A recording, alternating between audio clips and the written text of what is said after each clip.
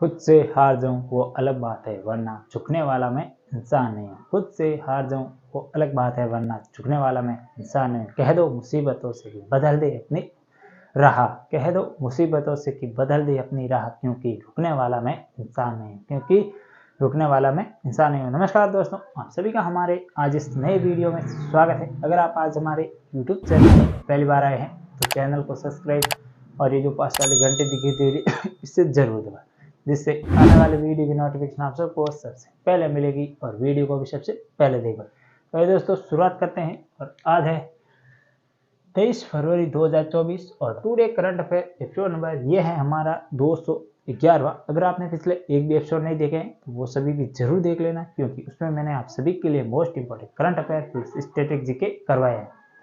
इस वीडियो के अंदर हम विश्व प्लस भारत प्लस राजस्थान इन तीनों का करंट अफेयर प्लस मैं इसमें शामिल करने वाला स्टैटिक जीके, मतलब स्टैटिक जो सामान्य ज्ञान होता है जो अक्सर आजकल एग्जामों में पूछे जाते हैं, वो भी इसमें साथ साथ में करवाने वाला हूं। तो वीडियो को अंत तक जरूर देखना और वीडियो के नोट्स भी जरूर बनाएं। तो ये शुरुआत करते हैं और आज का पहला क्वेश्चन देखते हैं। हाल ही में किस स्थान पर शांति प्रयास फॉर प्रारंभ एक युद्ध अभ्यास है जिसका नाम है शांति प्रयास युद्ध अभ्यास, जिसका चौथा संस्करण अभी शुरू हुआ है। हाल ही में किस स्थान पर हुआ है, आपको उस स्थान का नाम बताना है। और उस देश का नाम मैंने लिखा, स्थान नहीं लिखा, स्थान का नाम लिखा है, तो आपको उस देश का नाम बताना है। ऑप्शन ए है भारत, ऑप्शन बी है नेपाल, ऑप्शन सी है श्रीलंका और ऑप्शन डी है मालदीव। तो किस स्थान पर शांति प्रयास चौथा है वो युद्ध अभ्यास प्रारंभ हुआ है। इसमें बहुउद्देशीय युद्ध अभ्यास है, मतलब काफी देश शामिल होने वाले हैं। तो इसका राइट आंसर होगा वो होगा नेपाल। तो नेपाल में इसकी शुरुआत हुई है। और नेपाल में कहाँ पर हुई है, तो नेपाल के काठमांडू में हुई। ये भी आपको थोड़ा सा ध्यान रखना है। और इसके अलावा अन्य और फैक्ट देखें तो ये इसका कौन सा संस्करण है, तो ये इसका चौथा संस्करण है, शांति प्रयास है ये इसके नाम है। और इसके अलावा भारत में इसमें शामिल होने वाला है और अन्य जो भी काफी देश इसमें शामिल होने वाला है। और इसके अलावा नेपाल की राजधानी है वो है काठमांडू, ये भी आपको ध्यान रखना है। और नेपाल के वहाँ पर वर्तमान में कौन है प्रधानमंत्री, तो प्रधानमंत्री का नाम है वो है पुष्पदेहल सिंह प्रचंड, ये उनका नाम है। ये भी आपको थोड़ा सा ध्यान रखना है। और इसके अलावा माउंट एवरेस्ट है वो नेपाल में स्थित है, जिसकी ऊंचाई 8,848.86 मीटर है। तो ये भी आपको ध्यान रखना है। और उसे नेपाल में सागर माता के नाम से भी जाना जाता है। और इसके अलावा अन्य और देखिए फैक्ट, तो श्रीलंका नाम, और श्रीलंका में आप सभी को पता होगा श्रीलंका की राजधानी सिरिजावर्धनपुरम कुट्टे। और इसके अलावा श्रीलंका के हाल ही में कोट्टी शहर है उसके अंदर एसबी बैंक ने अपना कार्यालय स्थापित किया था, ये भी आपको थोड़ा सा ध्यान रखना है।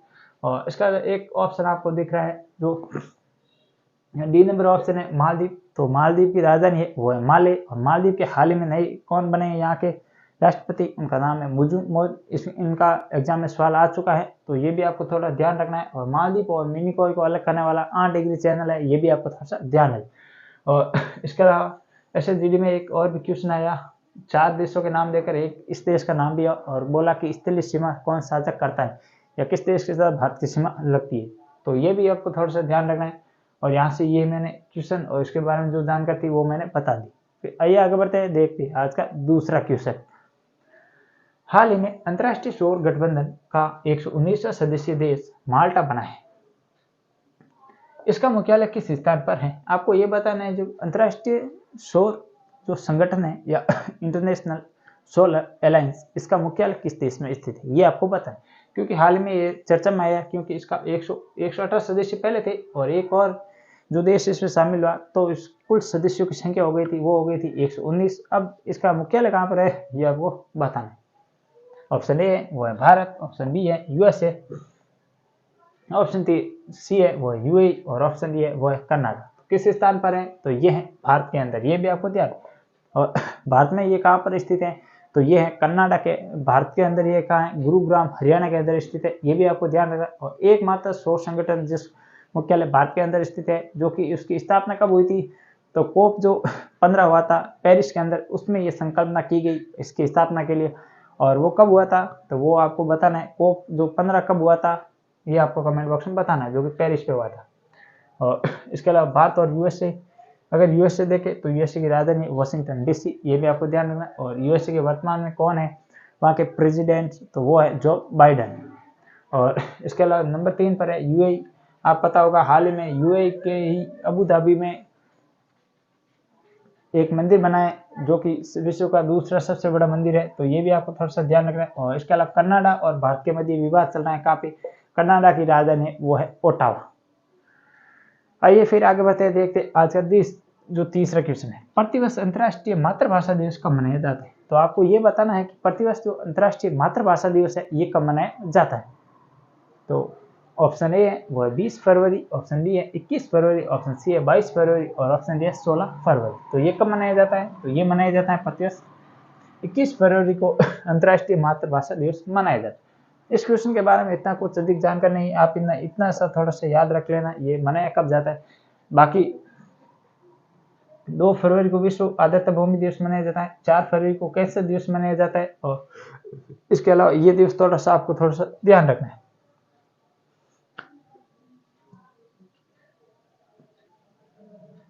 आइए आगे बढ़ते हैं, देखते हैं आज का चौथा क्वेश्चन, हाल ही में कौन सा पूर्वोत्तर राज्य 100% हर घर योजना को कवर किया है।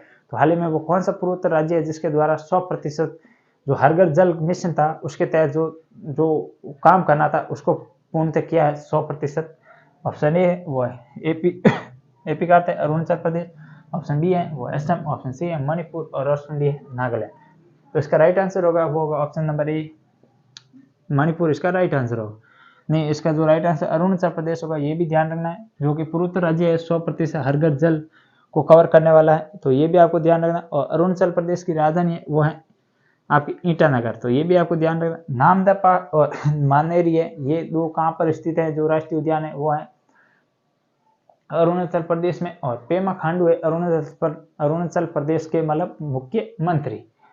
और इसके अलावा असम का नाम आया है, तो असम की राजधानी है वो आपको दिसपुर है। और इसके अलावा गुवाहाटी हाईकोर्ट कहाँ पर है, असम के अंदर स्थित है। असम के वर्तमान में हेमंत सोरेन है वहाँ के मुख्यमंत्री, और राज्यपाल है वो कौन है वो आपको कमेंट बॉक्स में बताना है। और मणिपुर राजधानी इम्फाल, और यहाँ पर कौन है सीएम ये आपको कमेंट बॉक्स में बताना है। और इसके अलावा नागालैंड राजधानी कोहिमा और नेफ्यू रियो है यहाँ के मुख्यमंत्री, तो ये भी आपको थोड़ा सा ध्यान रखना है।